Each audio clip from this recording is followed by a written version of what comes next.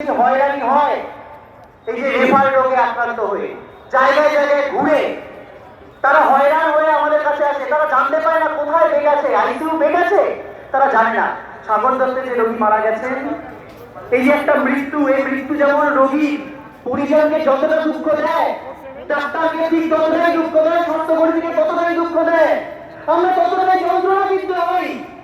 কিন্তু তার সামনে পড়ি কারা? আমরা, ওই গ্রিন ফ্যামিলি, তার সামনে পড়ি আমরা। আমরা তার জন্য বলেছিলাম কি একটি বেড স্ট্যাটাস করতে হবে, করেনি সরকার, বলেছে করতে পারবো না আমরা। তার জায়গায় কি বলা হচ্ছে? আমরা নাকি গণশত্রু, আমরা নাকি গণশত্রু, আমরা মানুষের কথা ভাবছি না। আমরা আবার এই যে কর্মবিরতিতে ফিরতে বাধ্য হলাম। কেন বাধ্য হলাম জানেন? কেন বাধ্য হলাম? আমরা তো একটা সদিচ্ছা দেখতে পেয়েছিলাম, আমরা দেখলাম কি আজকে সদিচ্ছা দেখাচ্ছে না রাজ্য সরকার।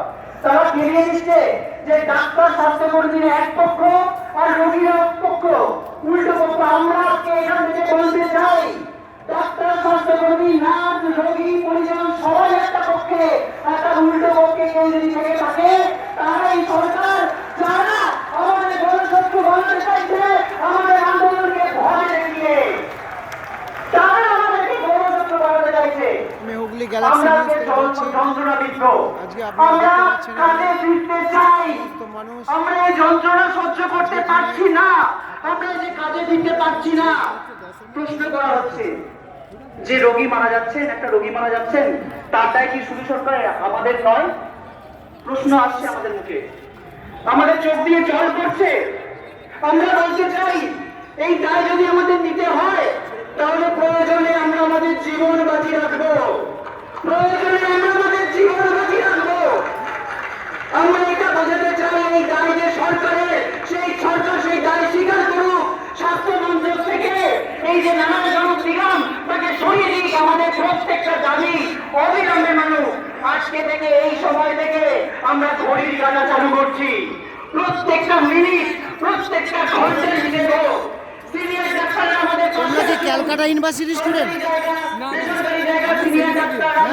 আমরা অন্য কলেজ, আমি ex student of saint Xavier's, আমি প্রাক্তন ছাত্র সেন্ট জেভিয়ার্স।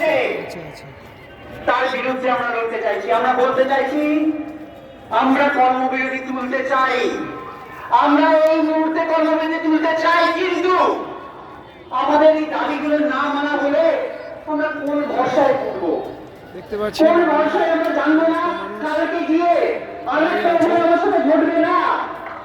কোন জায়গায় গিয়ে বলা হচ্ছে যে আরেকটা আর্জিকর করে দেবো?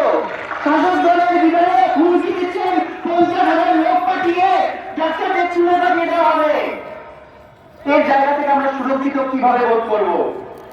আজকে এই যে আন্দোলন গণ আন্দোলন হয়ে উঠেছে, তার জোরের জায়গা কিন্তু এটাই। এই যে আগুন আমাদের বুকে চলেছে, পশ্চিমবঙ্গের প্রত্যেকটা মানুষের মুখে উঠেছে, ভারতবর্ষের প্রত্যেকটা মানুষের মুখে উঠেছে।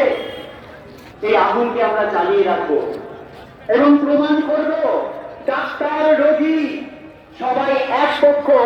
উল্টো দিকে যারা রয়েছে তারা আজকে পক্ষ বাছুন, যে আজকে এই সবার পক্ষে তারা আসবে নাকি উল্টো পক্ষে থেকে আমাদের আন্দোলনকে চালিমালিপ্ত করতে চাইবে। এটা তারা ঠিক করুন। আমরা তাদের সময় দিচ্ছি, প্রত্যেক ঘন্টা প্রত্যেক মিনিটের হিসেব আমরা করবো। আমরা এও বলতে চাই, সবাই বলছেন রাজ্য তোমরা এত কিছু বলছো, আমি হুগলি গ্যালাক্সি নিউজ সিবিআই তাকে কিছু তোমরা বলছো, আমরা বলতে চাই যে আমরা কাউকে ভরসা করতে পারছি না। ধর্মতলা থেকে আমরা দেখেছি যে সিবিআই সুপ্রিম কোর্টে কি বলছে এবং আমাদের সেশন কোর্টে সিবিআই এর লয়াররা কি কথা বলছে, চরম দায়িত্বজ্ঞানহীনতা। আমরা দেখেছি সিবিআই সুপ্রিম কোর্ট সুমতনকে